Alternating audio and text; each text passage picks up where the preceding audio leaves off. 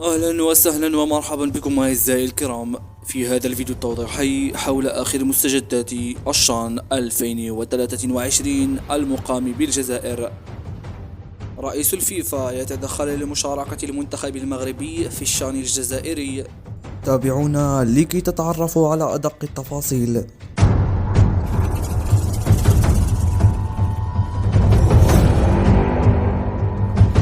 يكثف رئيس الفيفا إنفانتينو وباتريس موتسيبي رئيس الكونفدرالية الأفريقية الكاف من اتصالاتهما مع فوزي لقجة رئيس الجامعة الملكية المغربية لكرة القدم ومسؤولين في الجزائر قبل انطلاق النسخة المقبلة من بطولة إفريقيا للاعبين المحليين الشان.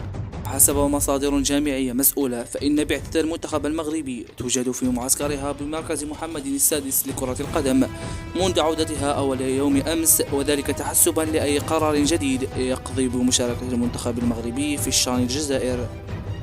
كانت الجامعة الملكية المغربية لكرة القدم قد أعلنت يوم الخميس رسميا عدم مشاركة المنتخب المغربي في نهائيات بطولة إفريقيا للاعبين المحليين التي ستقام في الجزائر بسبب عدم توصلها إلى حد الآن بترخيص من الكونفدرالية الإفريقية لكرة القدم للتوجه إلى قسنطينة في رحلة مباشرة من الرباط بواسطة طائرة الخطوط الملكية المغربية.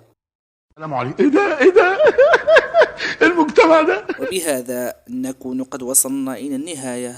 لا تنسى الإعجاب بالفيديو والاشتراك بالقناة تشجيعا لنا، والسلام عليكم.